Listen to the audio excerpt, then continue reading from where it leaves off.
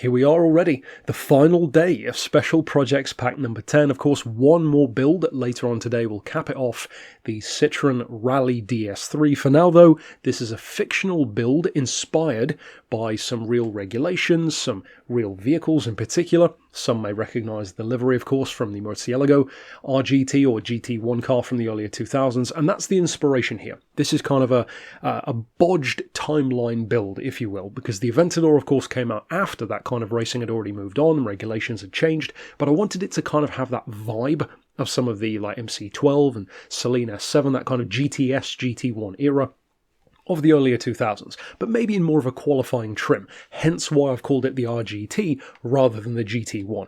I imagine this as being kind of a semi-test car, so it has the livery, but it's still using a higher amount of horsepower for qualifying times, kind of Group C style. So like I said, it's a bit of a mishmash of loads of different things put together. And also, of course, follows on quite nicely from a number of really fast Lambo builds that I've done. Now, if you do decide to use this particular player's livery, it does need the wide body, and of course they add the aero for you as well. As far as the parts themselves, you can see we're running 691 horsepower. I wanted that because it kind of mirrors what some of the GT3s would have in terms of 591, but then jumping it up by 100 more to surpass what many of the GT1s had, which I think were up around, 620, 630 kind of region. So, like I said, it's more of a qualifying trim kind of build. Still well below 800 points though. And as far as the weight, it's only about 15 or so kilos higher than a GT1 would have been, at about 1150, so that's not too bad, it's pretty close. Now, as far as the tuning, you want your Stage 1 weight, of course it has the hard tyres already. For the Club Sport stuff, we've got the Stage 2 weight, the power restrictor and the ballast. For the semi-racing stuff, the fully customised ECU. The diff, I have not done the body rigidity on this one. Stage 3 weight as well. As far as the racing stuff, you want your silencer, manifold, pads, and of course for the discs, it doesn't matter too much. You could go for the drilled, slotted, or carbon ceramics. I'll leave it down to you. We've got the torque vectoring centre diff, which is essential for a four-wheel drive car or an all-wheel drive car. The racing clutch and flywheel, suspension, transmission. I've got the active limited slip diff controller as well. Stage 4 weight, racing hard tyres. Now, to skip forward just a little bit, I have gone for the Stage 5 weight. I can't recall off the top of my head if that cancels out the other ones or not. I think it might do, but just double check that with my memory. As far as the extreme section, I do have the hydraulic handbrake. Not entirely necessary for a GT1 style car, but I like it for the extra manoeuvrability when you do need it. And likewise, when it comes to manoeuvrability, the more drift style steering angle adapter, just to get even better turning into corners. And for the ultimate stuff, like I said, we've got the Stage 5 weight, and of course, the carbon prop. It might seem weird that I haven't done all of the other power upgrades, but the reason why is simply put, as I said earlier on, I didn't want it to be too crazy. I wanted it to feel like a GT1, kind of aping GT3 specs with 591 to 691, and that really is all there is to it. So of course, being fictional, the great thing is you could give it as much or as little horsepower as you want to fit it into pretty much any point level or power level that you need.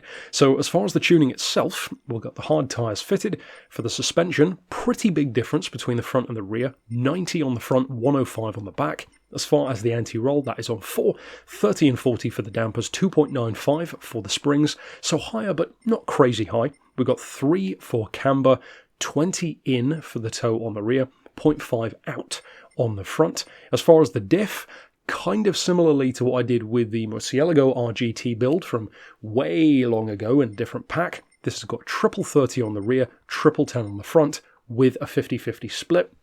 Now, I'll show you the car in action in a second, obviously, but this is definitely a car which my biggest piece of advice to using it correctly would be give it maybe 2 or 3 laps before you really start to get the hang of the car, and then you'll find that you can actually push this car a lot harder than you think you can. It feels initially quite heavy through corners, but with the throttle you can actually overcome that and it will turn the corner. It just doesn't feel like it's going to. So it's got a tremendous amount of grip, and technically of course you could change that if you wanted to, but I like how it feels personally in this setup.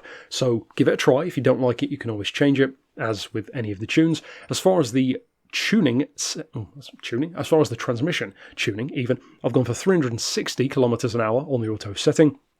That's good for, I want to say, I think maybe 210, something like that miles an hour, maybe 220. So good enough for most tracks. No ballast adjustment, no power adjustment, but the ECU is dropped to 92, just to give it 691 horsepower. And as far as downforce, I am running a grip build, if you will, so that is set to the maximum. And then over here, everything's just fitted as we saw before. So, like I said, let's jump out to Monza and talk about what the car can do in practice. Now, I know some people do prefer to have maybe like a 10-90 split or maybe a 30-70. 30-70 is quite a good middle ground. You still have a decent amount of torque going to the front, but it helps with the turn-in. Here at Monza, there are some of the longest, most high-speed sweeping corners of any track I can think of.